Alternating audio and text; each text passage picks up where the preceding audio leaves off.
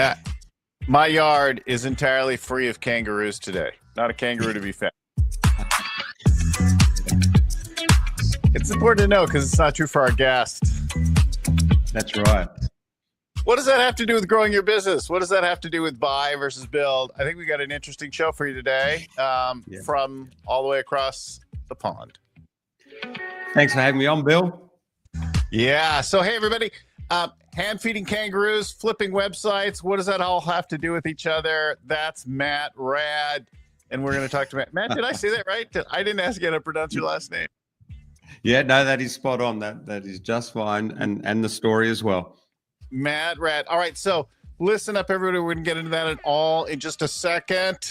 My name is Bill Gallagher, scaling coach and host of this super fine Scaling Up Business podcast.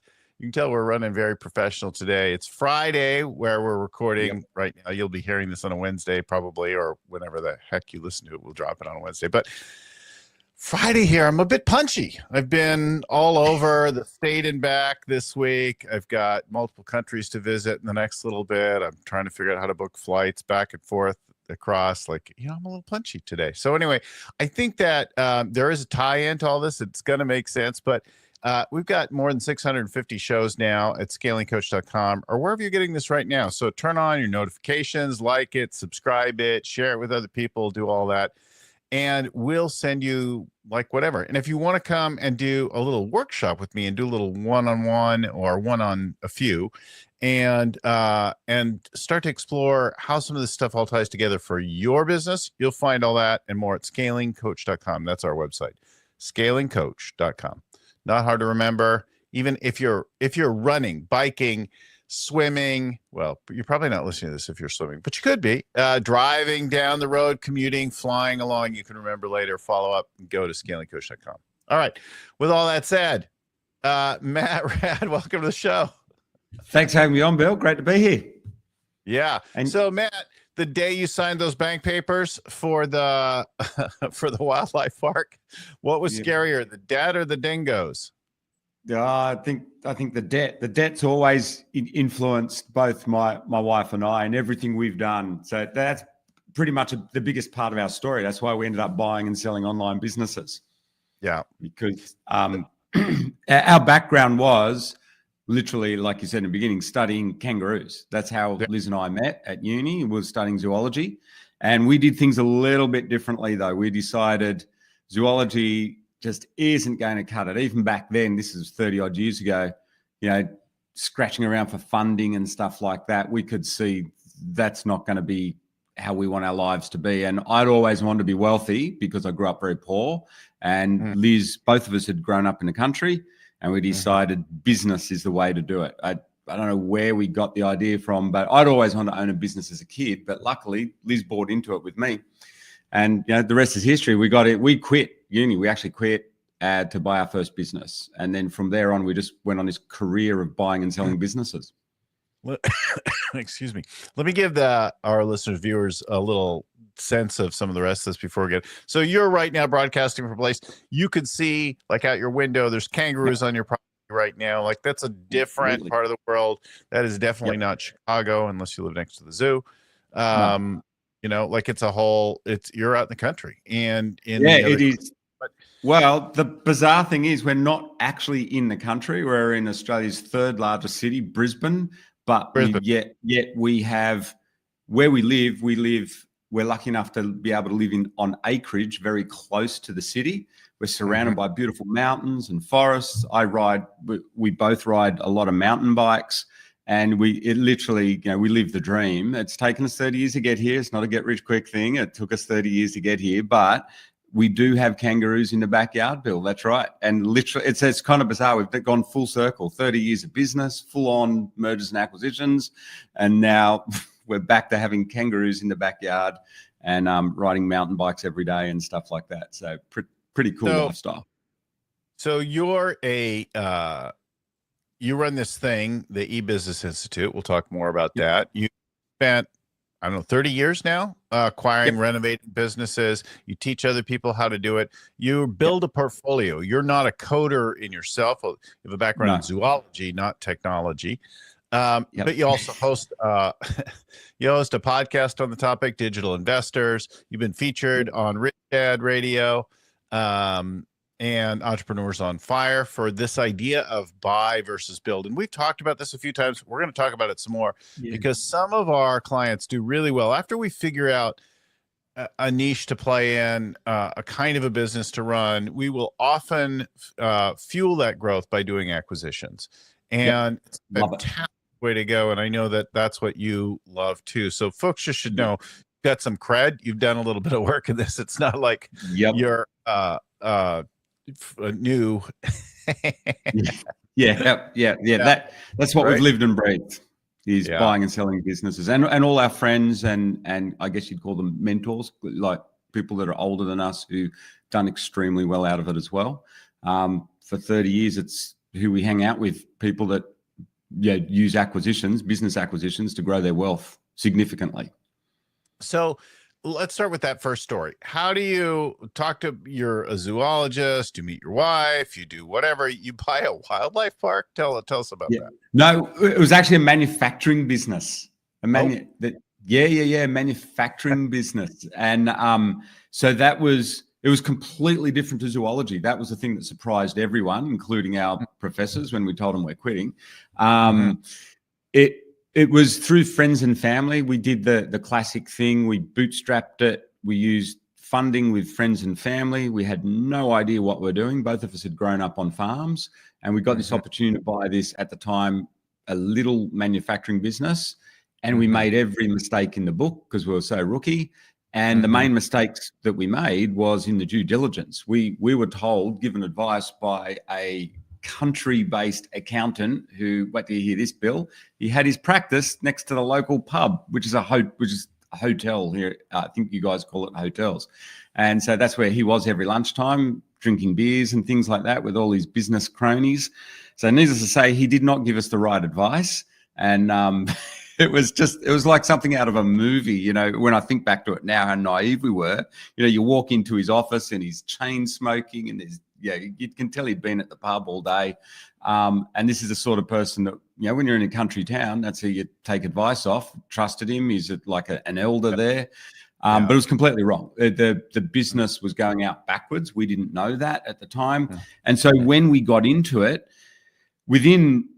it's funny, within the first 24 hours, I was hooked. I absolutely loved it. I could see this is what I want to do with my life. But within the next 24 hours, we realized, basically the next week, we figured out, okay, this thing's going bankrupt. It's about to lose all the clients, and we'd been given the wrong advice. How do we turn this around? So we basically started reading all the American business and classic sales books. So if any of your listeners remember Tom Hopkins, Zig Ziglar, Brian Tracy, they were this was back in the days of cassettes. We listened to them over and over. And also there was a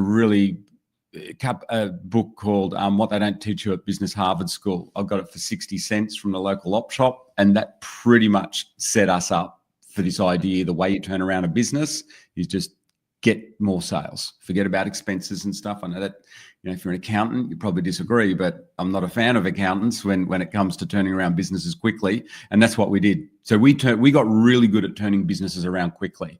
And I think we became so good at it, we bought multiple, always manufacturing or wholesale import businesses. And it's really difficult when you're a young entrepreneur, because you're always in debt to the bank.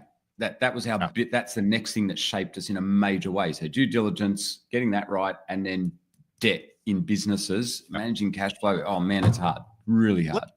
We didn't prepare this or throw this in the show prep or notes, but it points to something interesting.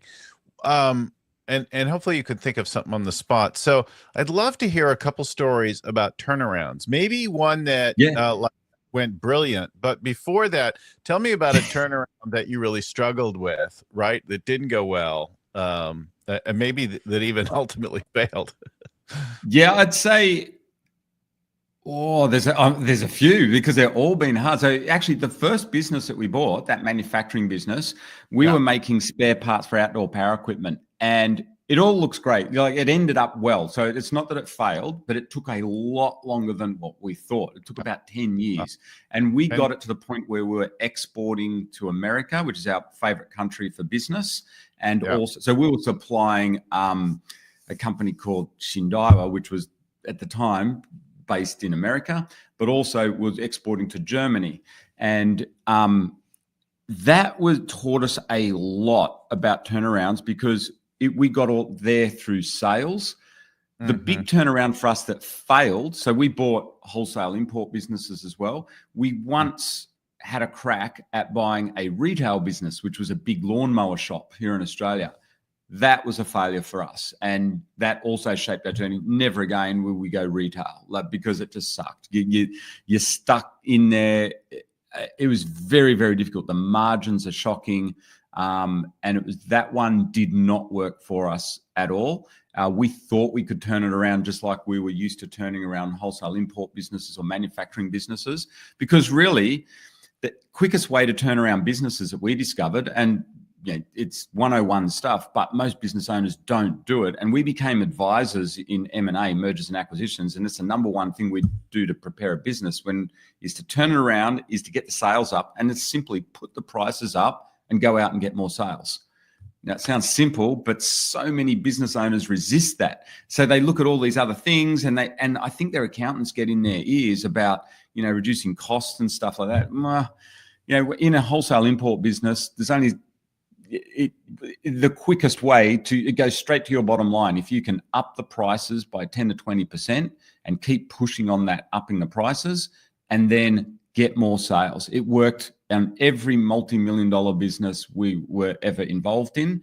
And, we would have even people come to us with struggled. We got really good at this, at helping people prep their businesses for a big exit, or relatively big exit. By American standards, it's not big exits. But back in the early 2000s, they were kind of big-ish here in Australia. Like, we were selling businesses for clients.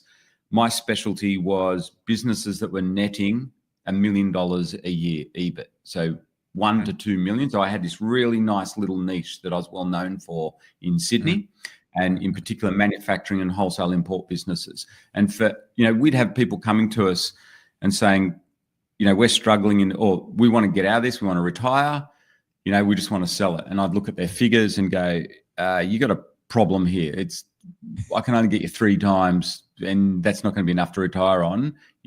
But if we can tidy this business up and turn it around, and it's not going to happen overnight, but give us like 12 months and we can get it prepped, and then I can get you a really good exit at a much higher multiple. And that's what we did. And honestly, the secret behind it, Bill, was what I just said, the simplicity of just gently coaching them, coaxing them to put your prices up and build up your sales team and get more sales. Very blunt, but it works. Let's take it apart, because I have a different view of it and a different approach. Yep. And I learned something from somebody from an accounting banking background that was really helpful to me. And I've done a couple of turnarounds, including my own. And the thing that I learned from the banking guy was actually from a banking guy and somebody on the accounting side, was that cutting the expenses is a pathway to like breathing room. Like, you're so stressed by all the burn that you have and all that stuff. And that if you look at it in a number of businesses that I work at that get stressed, that hit an inflection point, and we make 2 columns of things that are working and profitable and things that are hard and not profitable. And then we just shut down everything, right? Everything. But I'm talking about a business that's really about to fail. So everything that just seems like crap, we just get rid of it. And we inevitably find savings of not only money, but time and energy and like mental bandwidth. And then we put that into sales, right? We put that, and a lot of times leaning into more of the other. And then the thing about raising the price, it's funny because I totally agree with you there. And the thing that runs business owners, that's just all fear. They can't raise the prices. And I'm doing it now. I'm like all the time, like, oh, I'm afraid to raise the price for whatever reason.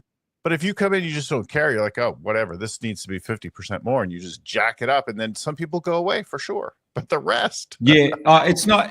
I'll put a subtlety to it. I'm sounding very blunt. We do. You're dead right. Cutting. I'll come back to what you said. Cutting expenses and things is super important. But what I found, that was actually really easy to do with clients. So these are also specific businesses that I was dealing with. They're factories in industrial areas, basically. So think of them, when you see their big warehouses or factories that are either making stuff or they've got a lot of inventory on the shelves. So most of the business revolves around the cost of goods, so that the actual products that's sitting there. Most business owners, I find, are pretty good for me when I come in to advise them on selling. So they've been running these businesses for 10 to 15 years. Typically, they're older, they're approaching retirement. Most businesses I found were pretty good. They were pretty scrappy in terms of that they were good at the manufacturing side and getting the cost down already. So for me as an advisor, there wasn't a lot of room where I could say to them, look, cut the cost of goods by, an extra 10, 20%, because they're already negotiated pretty good deals with their suppliers, but we would certainly look at that. But if they were, blowing money on, if they were extra staff or equipment, that sort of thing, we can make a huge difference, because sometimes they can, you're dead right. I'm just thinking of some particular deals that we had. Some of them can get a fair bit of bloat over the years, particularly interesting enough as they get bigger. But I was with these guys that, they were family run businesses, solo owned, netting good money. And they were pretty darn good at business, but they were trying to sell things too cheaply to get the volume up. And in a wholesale import business here in Australia, that was it was so much easier just to get the prices up and go out. And often what they do too, because they'd gotten comfortable, remember, these are very comfortable businesses to run. They literally didn't have to work that much, really. So these guys were typically quite comfortable. They're off playing golf and stuff. Your average wholesale import business that's netting around $1 million, they're no disrespect to anyone that's working way harder and not making that sort of money, but once they're at that level, they're only working 3 or 4 days a week. Most of them are investing in real estate. They've got lots of other things going on in their lives. And these businesses, they do a buying trip to China 4 times a year. That's about it. They run their sales teams, and they lose the ball with their sales teams. That's what I was coming to. And I think that's where we can work with. So one of the big success stories I had was with a young guy that had done it. He was young and hungry, and he'd heard about me, how I'd sold these. And he's saying, I'm turning over, that business we sold it for $5 million. So it must have been turning over, the netting more than $1 million. This is a long time ago. But I remember working with him, and he got that excited, realizing when I said to him, talk to me about your sales team. What are they actually doing? How much are you paying them? And we changed the commission structure a bit and got them a bit hungrier. And literally within 12 months, he had significantly improved the EBIT of his business, and it was a much easier sale. We suddenly had private equity firms interested in buying it, and it worked phenomenally well. And I remember with him, he'd already had all the expenses dialed in through his accountant. So accountants, if someone's working with an accountant, I can't replace an accountant. What I found was accountants are really good at fixing up those expenses. And so remember, I'm the last point of contact, the advisor, just before we sell the business to the PE firm. So for me to really get it humming is make sure the sales are maximized. If it was a turnaround one. If it was a turnaround. So let's talk about is the your packaging billionaire Anthony Pratt, is that who you? Oh, he's a legend here in Australia. Yeah, those sorts of businesses, what I love to sell, but not at his level. But they're literally where his factories were. That was my stamping ground for finding businesses to sell. So packaging, I love selling those sorts of businesses. That changed your mind there? I beg your pardon? Did you have some coffee conversation with him that?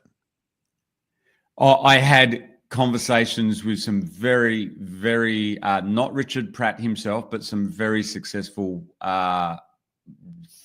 well-known entrepreneurs in Australia who buy and sell businesses for that's what they do professionally. And that's who I was very fortunate to work with very closely, quite a few people like that. So ultra high net worth or private equity firms. That's who became my main network. And that's where I learned most about business. I learned more off those guys than running my own manufacturing businesses.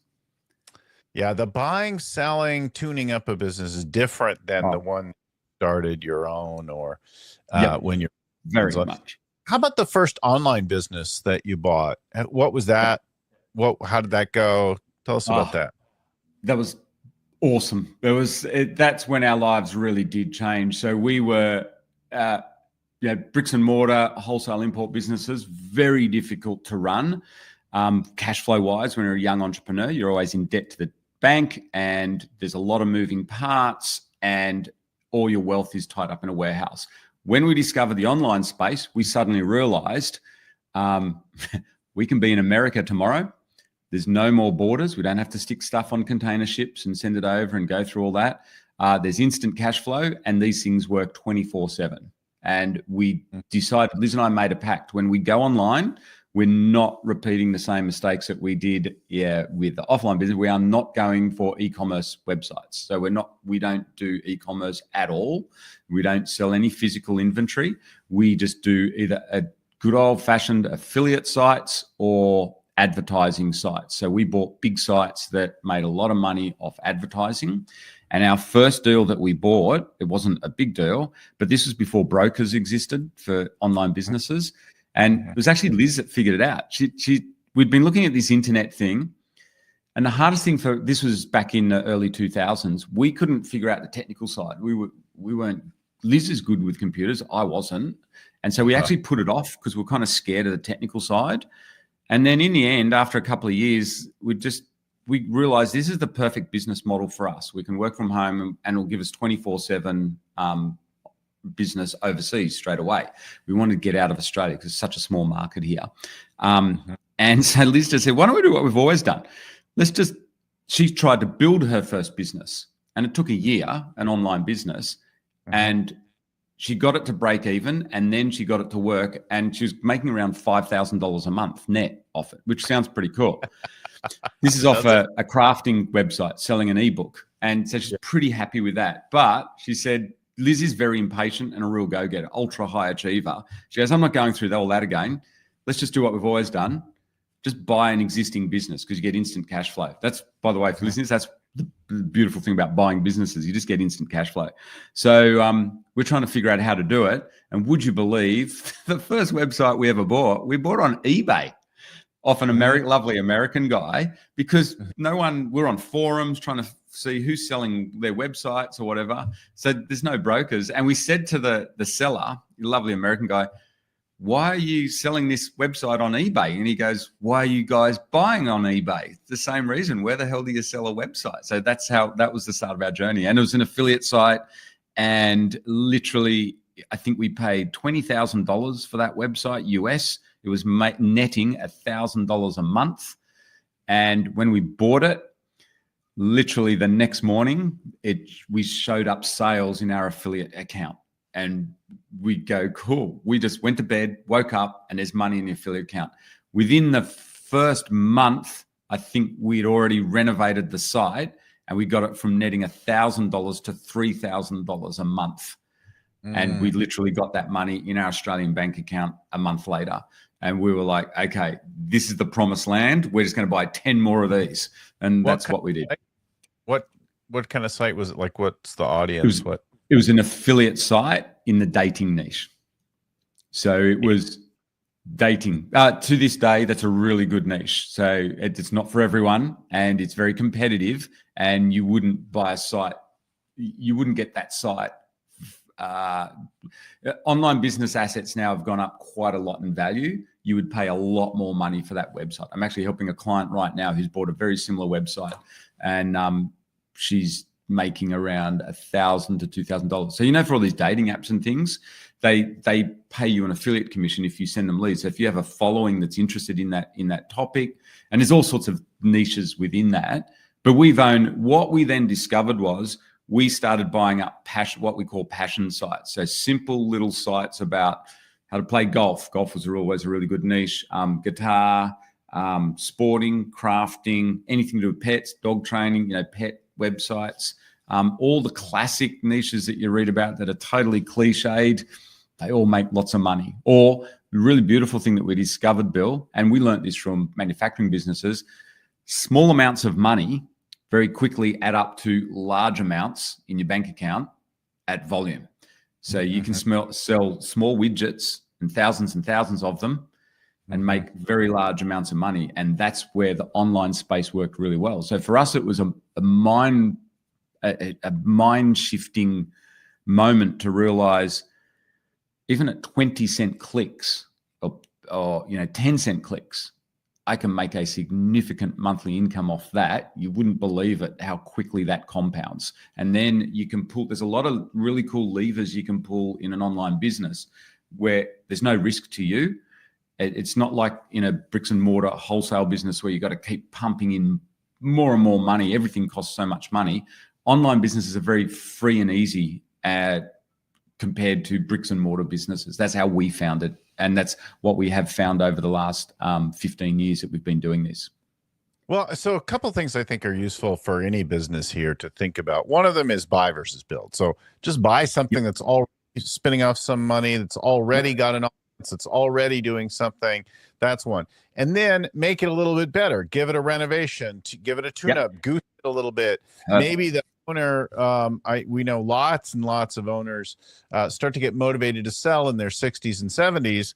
And so find somebody 65, like their interest in selling is a whole different thing than somebody, say, 45. All the entrepreneurs I work with in their late 30s to mid 40s, they should think about selling. They should run a business for a few years and get the hell out of it, right? So I think that buy versus build is a big one there. And you can buy businesses and you can find them, and then you need to do your due diligence correctly so you don't buy a turkey that Well, also I think you touched on something really, really important, and it's something we're passionate about, and I've kind of almost forgotten about because I take it for granted. Yeah. You should be thinking about the exit from day one. Like what's the book, Built to Sell? And yeah, it is. So much to that. Think like an owner, not the CEO. How am I going to buy this thing and get out of it at some point? So you start to get it growing up, and then you don't sell it at the peak, you sell it on the way up, right? And that, Bill, that's the number one mistake I see business owners make, both online and offline, and particularly with offline. No, actually both. What am I saying? Both. It's a big, big mistake to Bill's spot on. That would be, at the end of podcast, the interview, Bill, you're probably going to ask me this. What's your main takeaway? I'm going to give it to everyone now, is what Bill says. If you're a business owner, you seriously be thinking about the exit from day one, because I'm from the front lines of business sales, right? I see it all the time. I can absolutely promise you at some point, business owners always tell me, oh no, I'm never going to sell my business, Matt. You know what happens, Bill? Within 12 months, actually, I do want to sell it now. And it's like, well, dude, if you'd been fixing this thing up properly, you had a 5-year window, we could have made it perfect. So thinking about that sale from exiting from day one means you will run a much better business, without a doubt. And that's where I know you can help, and listening to these podcasts can help enormously. The other one, because I do get a lot of people that want to grow and sell their business, but then many of them, they're like, well, I want to grow it to 100 million or 500 or a billion, or like whatever the number is.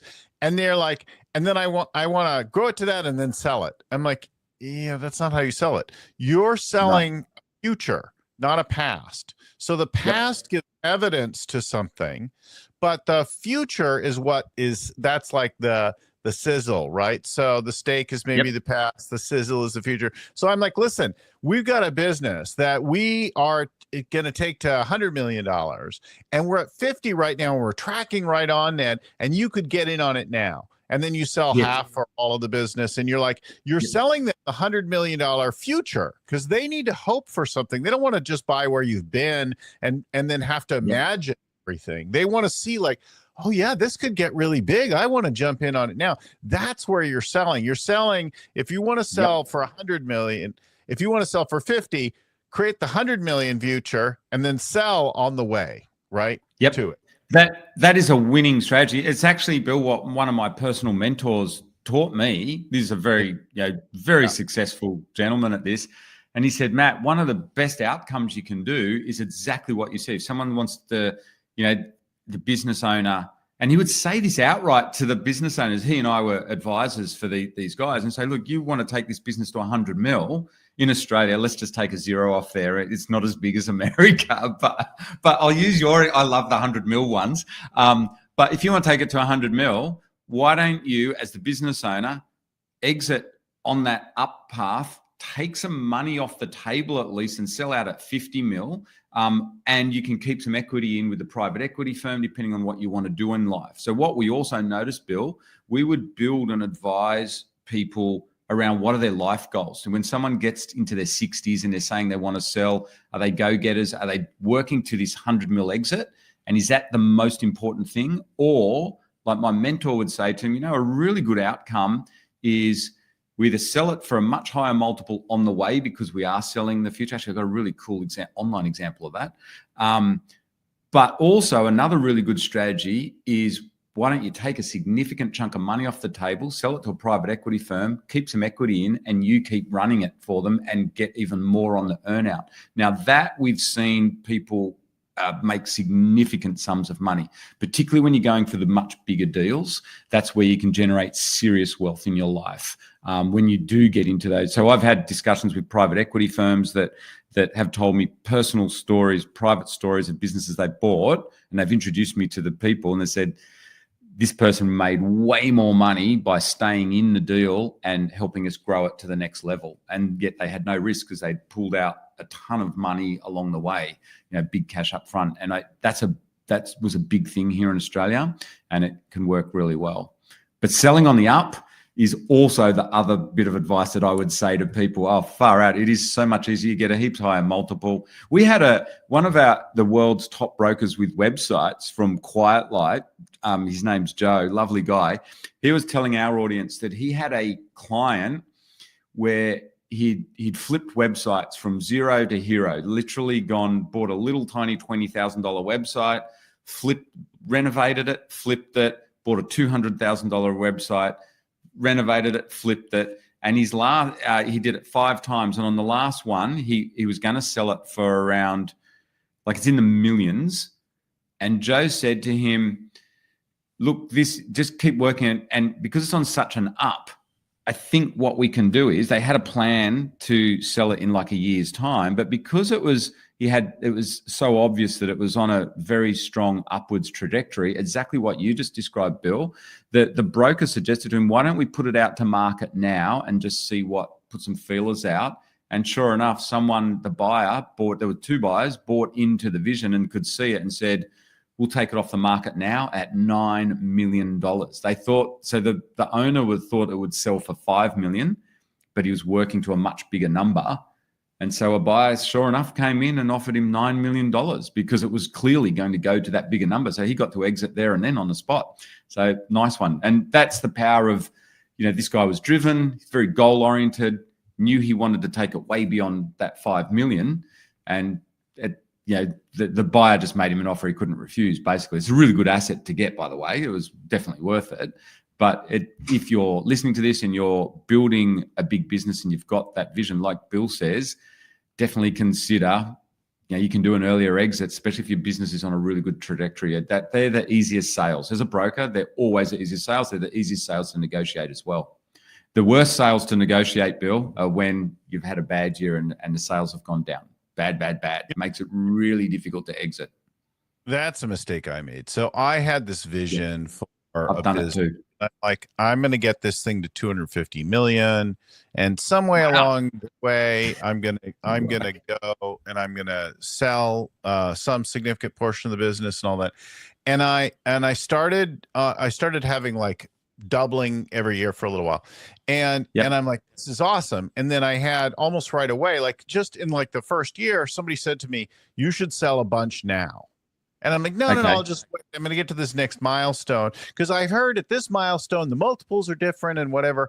Yeah, I'd like to shoot myself because 2 years later, before I quite hit the milestone, I hit a hiccup. Now, if I had some investors in with me and we hit that little hiccup, we'd have invested, we'd have handled it differently. Yeah. But really, really tore the wind out of my sails.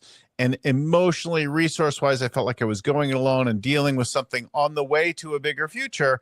And it like killed me. Look, we sold, more than 150 million of stuff in that business.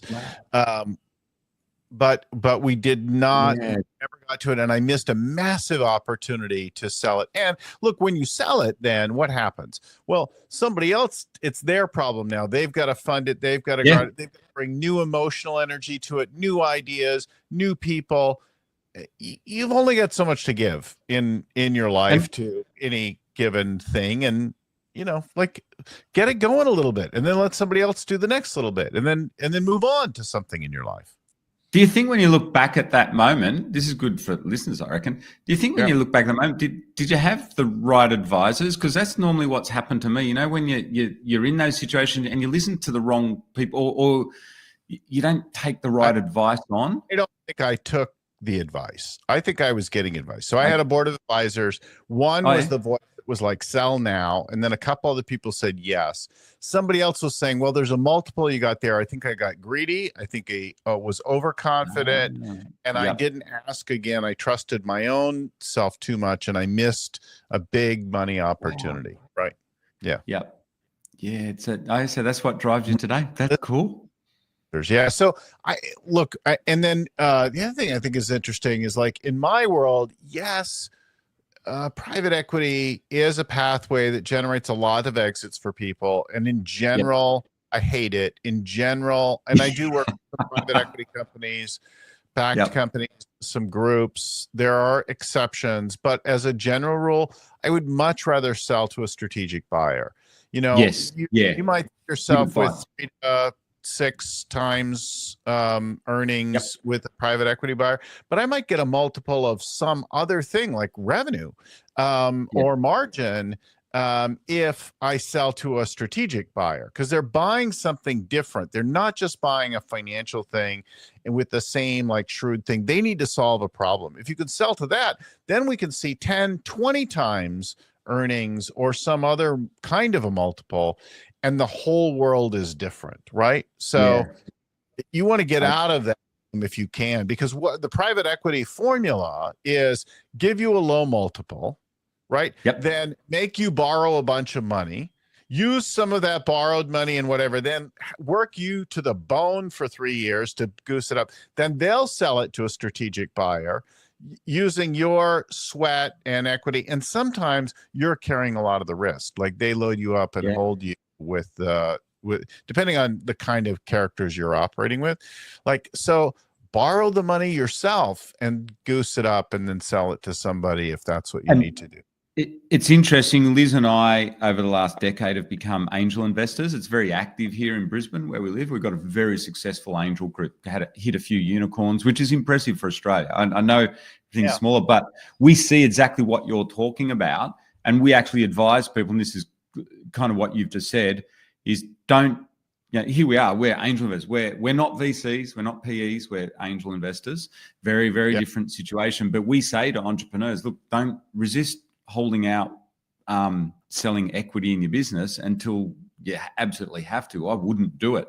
And in fact, one of our friends who sold a website for $60 million, whenever he talks to our audience about it, behind the scenes, off the camera, he says the biggest mistake he made was selling equity too early to investors. And it was very difficult. You can see the physical pain in his face. And this is a really cool guy. And so he's gone and he's built an online business. It's a car review site. You can see it here in Australia. It's called carexpert.com.au. He's now built exactly the same business again, which is carexpert.com.au. And it's really interesting. He didn't bring on investors until much later in the process. And now that site, they're going to IPO it here in Australia for 100 mil plus, but he's only brought on 2 investors, billionaire and, or 2 major investors, a billionaire and one of Australia's largest media companies, because it gives him free media coverage. So very strategic investors.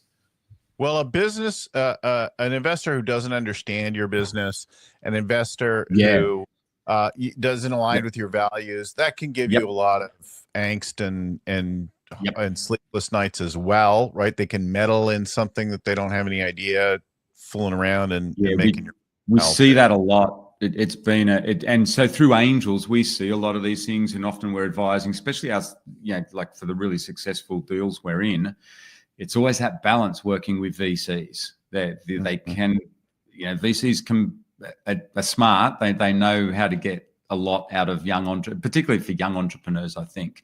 But it is good advice. It's certainly what we've seen on a very practical level here. What you're saying is so true. Giving away too much equity and PE and VC companies, if you can fund it all yourself, you're always going to end up making more money. But there is big advantages though to having the right investors on board, and private equity can work really well. So my experience with private equity was probably a lot different to the American private equity. These were typically a group of high net worths individuals that would know each other. There'd be 5 or 6 of them, and they were quite small private equity groups, not the famous big ones that you read about in the financial press. They were very private individuals, ultra high net worth though. They'd often just pull together and they would go out and just quietly buy up little industrial businesses and bolt them together and IPO them. That's basically, they were my favorite kind of clients. They're really nice people, very genuine, easy to work with, super, super smart with businesses. And one of them, my mentor, my clients, and myself, his nickname was Mr. Happy because he's just so happy. All he did was buying up these businesses. He'd done 2 sellouts of public listed companies for 8 figures each time, and he's a really cool guy. Became a very good friend of Liz and mine, and he actually lived in the country town where we were as well, and so that helped. And so I just became a spotter for him and helped him find these other manufacturers. But I learned so much about business off what he did. And he's a PE firm sort of, but a really nice one in that he would teach me how he would, I'd say, how are you running these businesses? You live in the same place I do. You got like 5 businesses and you're probably going to exit them to public listed. How are you doing this? One of them was on the other side of Australia. That's a 5-hour flight away, right? It's in the mining industry. So Australia's big in mining, like America is mining and agriculture. And He just pays people really well and would give them a percentage ownership in the business. And what he did, which was really smart, he would ratchet it up each year, but and he wouldn't set unrealistic goals. He said, Matt, you've got to make sure that the person that runs this business, if I increase sales, so he was another one that was really big on getting the sales and looking at the GP, particularly the gross profit, the highest gross profit products, is don't ever set that benchmark too high, because if they don't see they can reach it, they're just going to bail. They'll leave. But if you give them an extra % ownership of the business every year for a pretty easy benchmark, it just means the business is gently growing and it's not ever going backwards. And then you know what he would also do, Bill? He would incentivize with the same share ownership deal, not quite as much as the head guy, but he'd always make sure the sales manager and certain key staff were also on board with this percentage ownership of the company, because then the sales manager and also the really smart one was the store manager.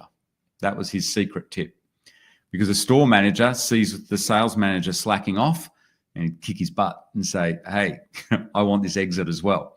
So he would incentivize a whole bunch of staff with share ownership, all working towards an exit. The motivation, yeah. Thinking about the exit, pulling in the same direction, yeah. Yep. And they all work together. There's a lot of good nuggets here, and we're getting kind of long in the show. So let's just kind of recap some things. I hear like buy an existing business, right? Buy something you can do something with, right? But make sure that you do your due diligence. Be thorough about investigating the things so you don't get surprised by a lawsuit, a lack of ownership, some weird things. Like, look at it really carefully, be thorough about it, do a thorough job of it, right? And then when you get in there, like renovate the thing, like clean it up, take it on, go to work on it, give it a little love that maybe has been neglected or taken for granted for a while. in particular get the sales going, right?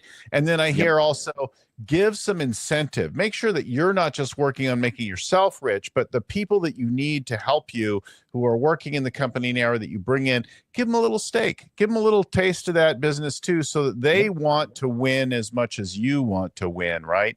And then the other thing I heard is you could buy multiple, right? It's not just buying one business. You could buy a whole portfolio of businesses that could work together in some way. And then you could find that.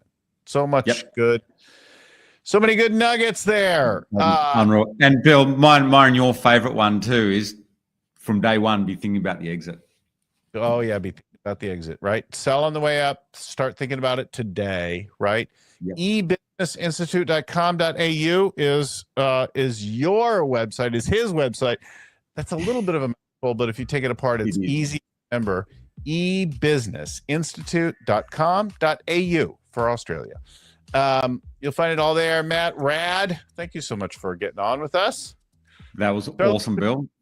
Our listeners and viewers, you'll find us and our monthly workshops and all that. Like, come get started, get a little taste test of scaling up, spend a few hours with me, whether it's on Zoom or in person, like whatever it is. I've got things every month. There's something somewhere that's going on that I'm doing that gets you started. Of course, I can only work with a handful of companies at a time, but we can help you get started, like lots and lots and lots of companies. So scalingcoach.com is where that is.